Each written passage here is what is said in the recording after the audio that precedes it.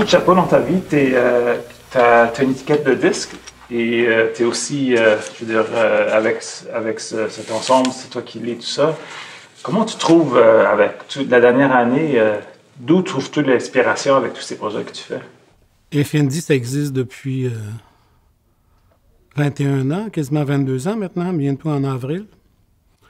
Et ben, j'ai toujours été musicien, mais à un moment donné, j'ai été obligé d'arrêter à cause d'un accident.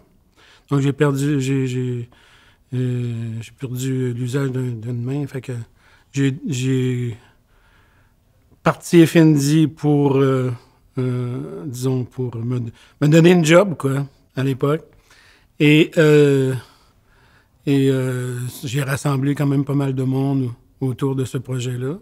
Beaucoup de musiciens de Montréal, de Québec et même beaucoup de plusieurs du Canada. Et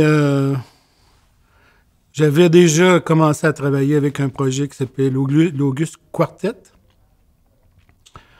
que j'avais créé en 1997, un truc comme ça, je me souviens pas exactement. Mais je composais déjà et j'avais un bac en contrebasse classique. Donc, mais le jazz m'avait toujours inspiré et motivé, passionné. Et avec Effendi, ben, ça a comme augmenté un peu le désir de produire des projets, de faire tourner des musiciens, de faire des disques, d'organiser des spectacles, etc. Alors, j'ai créé le Jazz Lab Orchestra pour, en fait, faire travailler les compositeurs et les musiciens, ceux qui performaient pas mal le plus à l'époque, les faire travailler ensemble avec plusieurs projets de composition qui étaient vraiment mis de l'avant pour eux. Donc, le Jazz Lab est né à ce moment-là, en 2003 ou 2004. Et puis, j'ai continué avec ça, à faire des projets avec différents musiciens. On est rendu maintenant à 162 albums. Et on a fait plus que 1000 concerts. Je me souviens plus combien de concerts, au-dessus de 1000 facile. Là. Et l'année passée, pas en 2019, on a fait le 121e tournée avec le Jazz Lab, la dernière tournée qu'on a fait en 2019. 2020, ça a été une catastrophe totale. Et, mais j'ai réussi à monter des projets, à faire un nouveau projet avec le Jazz Lab, celui qu'on va présenter aujourd'hui. Et j'ai eu de l'aide pour répéter, écrire la musique, commencer. Pour écrire la musique, répéter avec différents musiciens. À un moment donné, on a créé un team qui pouvait fonctionner. Et puis, on a pratiqué dans les studios Piccolo, parce que c'était le seul endroit où on pouvait pratiquer à Montréal, parce que tout était fermé. Et c'était pas facile d'organiser les choses. Mais on l'a fait. Et on a donné un concert virtuel l'année dernière. Et là, on avait quelques dates, dont ici, à Ottawa. On est très content d'être ici. Et il y en a d'autres dates, j'espère que ça va tenir, mais il y en a une déjà qui est tombée à date pour 2021. L'année passée, avec le Jazz Lab, on devait faire plusieurs tournées en Asie, au Japon, en Corée. Et en France aussi, on devait aller en France, faire un projet collectif avec différents partenaires des conservatoires là-bas. Et quasiment 44 concerts ont été annulés. On a joué une seule fois, en 2020.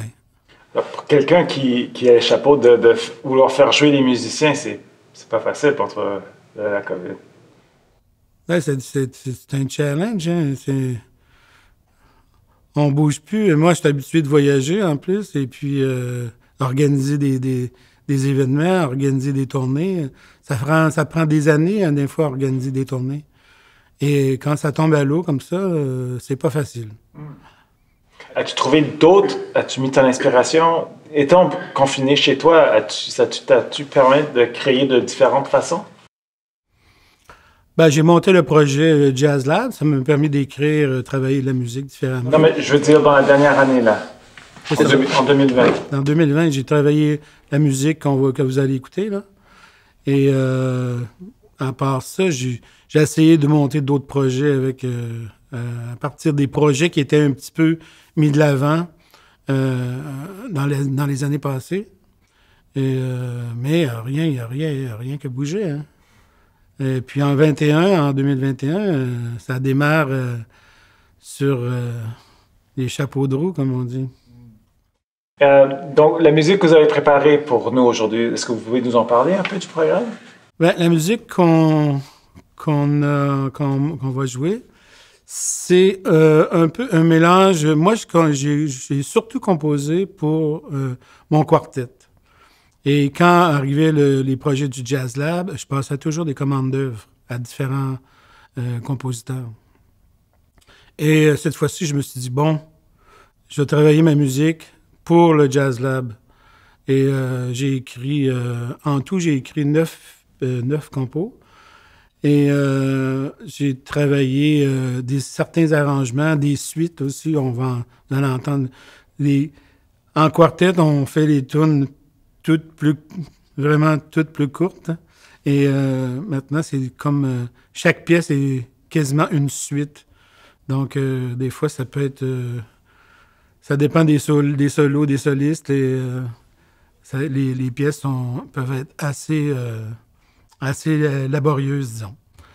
Et bon, j'ai pensé d'écrire cette musique-là pour les 8 musiciens avec qui je travaille présentement. Puis, étant le band leader de ça, qu'est-ce que tu vois comme étant important dans ton rôle à toi? C'est quoi que tu cherches à faire dans le rôle que tu as étant le leader de ça? Ben moi, bon, avec ce projet-là, je me suis dit, bon, on va jouer ma musique parce qu'on n'avait jamais joué ma musique de cette façon-là.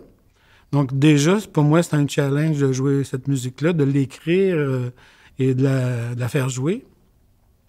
Mais aussi, ce projet-là, dans les années passées, on tournait beaucoup. En 2019, on a fait 4 tournées, on a joué en Europe, on a joué à différentes places. Et mon but, c'est de faire jouer le band, Maintenant, c'est de jouer ma musique avec ce band-là. Puis, une fois que la pandémie sera finie, c'est quoi la chose dont tu as le plus hâte comme musicien de Jazz Lab? Ben, je vais le faire tourner. Là, déjà, il y a des concerts en principe qui devraient être remis pour 2021 ou 2022. Ça dépend de certains festivals, par exemple. Moi, j'aimerais ça le faire tourner. Et puis, on prépare un album aussi. On a travaillé un album. Donc, la musique va sortir. Mais on a trop de musique, là. Donc, je ne sais pas si je vais faire 2 albums ou mettre des singles sur le web et tout ça, tu sais. Mais j'ai des propositions pour aller jouer dans les Antilles. J'ai même eu des propositions pour aller jouer à Madagascar, en Afrique.